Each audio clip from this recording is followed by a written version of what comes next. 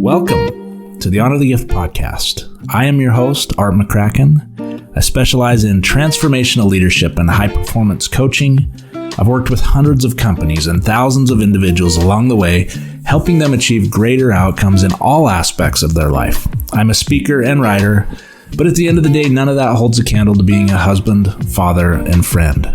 I believe the greatest gift in our mortal existence is the gift of choice. How we honor that gift will shape the eternities. I also believe that career is a way of being and not just a way of life. And when you figure that out, by learning to let go of the charades and leaning into growth, life just seems to unlock itself. I know this because I've lived it. Quite simply, my calling is people experience living true. Thank you for being here. Thank you for making the commitment to lean into growth. I honor your journey. Now, let's do this. Hello, my friends. Welcome to another weekly episode. This week's episode is on the topic criticism. Even the word conjures up an emotion and an apprehensive nature. You see, criticism is often associated with delivering an unfavorable assessment of somebody else's effort.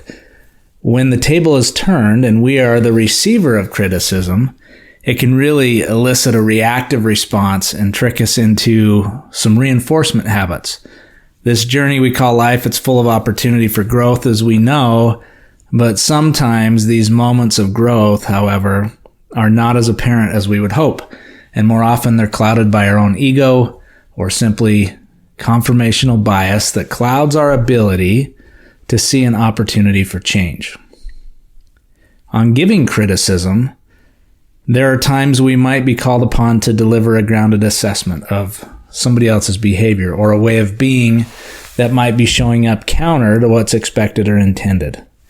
These situations are often difficult and have the potential to be handled recklessly and received by the one being criticized in a potentially confronting way. As a caution, sometimes we can become so jaded that criticism of others becomes our own way of being, and thus draws us deep into drama, becoming an expert persecutor, victim, and rescuer almost on the fly. On that note, let me share with you a story from Dale Carnegie. He shares this of himself and an experience that he had at an event, and how this need to be right and be seen in the criticism of another played out. So here goes. The passage was called Complaints and Criticism. Shortly after the close of World War I learned an invaluable lesson one night in London. I was attending a banquet given in honor of Sir Ross Smith. During the dinner, the man sitting next to me told a humorous story which hinged on the quotation, "There's a divinity that shapes our ends, rough hew them how we will." The raconteur mentioned that the quotation was from the Bible. He was wrong. I knew that.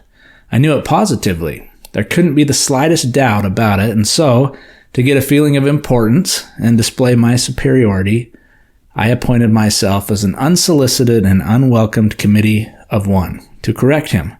He stuck to his guns. "What?" He thundered at me. "From Shakespeare, impossible, absurd. That quotation was from the Bible, and he knew it, with not one scintilla of doubt." The storyteller was sitting on my right, and Frank Gammond, an old friend of mine, was seated at my left. Frank had devoted years to the study of Shakespeare. So the storyteller and I agreed to submit the question to him. Frank listened, kicked me under the table, and then he said, "Dale, you are wrong. The gentleman is right. It is from the Bible." I couldn't wait to get Frank alone. On my way home that night, I said to him, "Frank, you knew that quotation was from Shakespeare." "Yes, of course," he replied. "Hamlet, Act 5, Scene 2. But Dale, we were guests at a festive occasion. Why prove to a man he is wrong? Is that going to make him like you? Why not let him save his face? He didn't ask for your opinion. He didn't want it. Why argue with him?" I love that story because it's just fascinating how much it shows how criticism sometimes can be a very self-serving be right mode to make somebody else look less than and for us to look more than. So diving a bit deeper on the topic of criticism, let me provide one of the most impactful quotes of my life. In fact, I want to share with you 3 things, and let me outline that first, and then I'll share with you the quote in that order. The first thing I'll share with you is this quote on criticism. It will be more of a reference point as we continue in this conversation. The second thing I want to share with you is how to give criticism. There's a key question for delivery and coaching that I think will be helpful. And then the third thing is how to receive criticism. And it's really an opportunity for personal growth. So let me start with this quote on criticism. As I mentioned, it's been one of the most impactful quotes in my entire life. I've had it hanging on my office wall for many years. It's one of the things that I often think about. The words come to my mind quite frequently. And so I'll share with you that quote now. I don't know who the author is. I don't know if I'll ever know who the author is. I've looked and looked and looked and I can't find it. But here's the quote. Don't mind criticism. If it's untrue, disregard it. If it's unfair, keep from irritation. If it's ignorant, smile. If it's justified, learn from it. Hello, friends. Thank you for tuning in. Hope you're enjoying this week's episode. If growth, personal growth and development is your thing, and you're here learning and leaning into growth, glad you're here, glad you're part of the community. If you want more of this, make sure and hit subscribe in this podcast platform or any of your favorite podcast platforms. Search for Honor the Gift podcast and make sure and subscribe so that it shows up each week with new updates, new conversations, new learning, new ideas and concepts, again, to help us all in this journey we call growth and how we make it through life and the way that we show up for others. Also, if you are looking for more information, deeper dives into some of these conversations, and just an update to stay in the loop, you can always go to choiceisthegift.com and click on subscribe, where you'll be in the loop on things that are upcoming and more updates on this podcast. Again, thank you for being here. Now let's get back to the episode. Now, the second thing I talked about is how do we give criticism? And really, I just want to provide one thing. It's a tool in your tool belt of leading and guiding and coaching and mentoring in your own life, having sometimes perceived confrontational conversations, but certainly a way for you to give advice in hopes that somebody will hear that message and value it and implement something in their life to make a change for themselves. So here's the key question. Do I have your permission? An example of that might be, do I have your permission to give you some coaching? Do I have your permission to share with you some insights that you may not be seeing yourself? So you use that entry, do I have your permission? You can attach to it whatever you want, but this gives the other party an opportunity to open themselves up, be willing to engage in information that may come a little bit harder than they thought, or maybe something that's a little bit unknown and variable, but it's their opportunity to engage, and they can say, yes, go ahead. Or they can say no, and then we don't. But you always want somebody to be open to any sort of feedback, feed forward, if you will. Oftentimes that criticism is viewed as a hit on somebody or something that would take them out of their game and cause some pain. But oftentimes good, constructive, developmental criticisms, more of a critique of somebody's forward motion, can sometimes be very helpful. The third thing I want to share with you is how to receive criticism. And what I'd like to share with you really around this point is something, again, that just absolutely rattled me the first time I read it. There's a book called Relationomics, and it's written by Dr. Randy Ross. And in the section titled The Growth Spiral, he talks about something he refers to as the poor man's 360.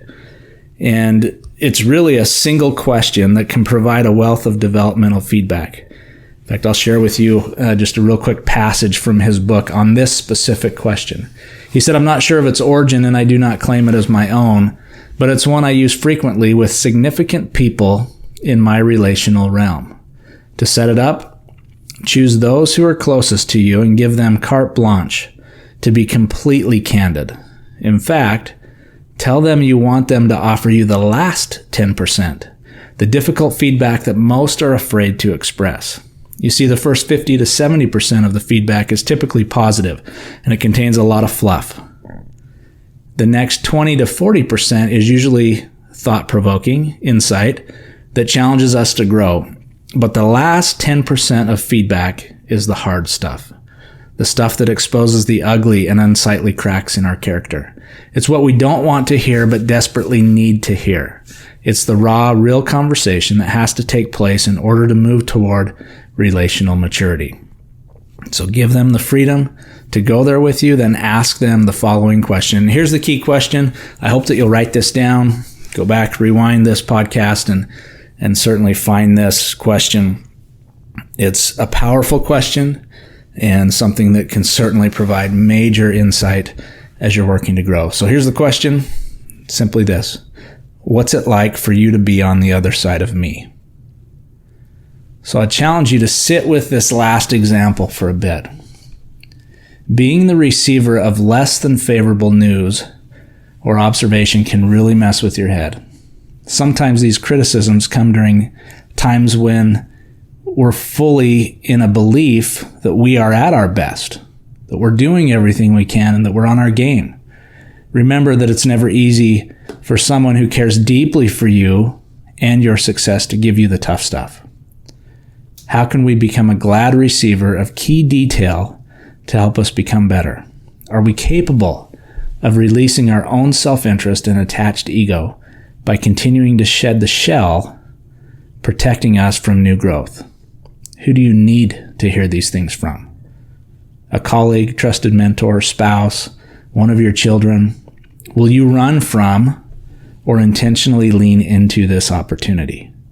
I would challenge you to evaluate where this type of dialogue, investing in your own growth, can become an ongoing and vital part of your own growth journey.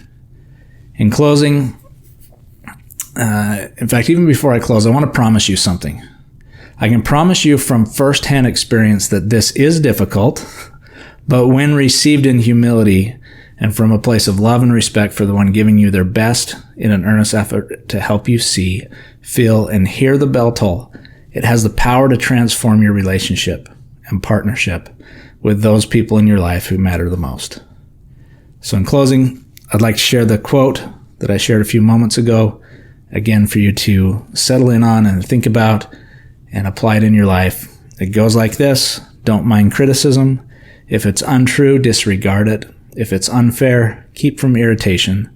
If it's ignorant, smile. If it is justified, learn from it. Criticism doesn't have to be a pinch point in your life. I invite you to engage in the sometimes difficult yet pivotal conversations. Remember that growth is always a choice. Until next week, my friends, make it a great one, and remember to always honor the gift.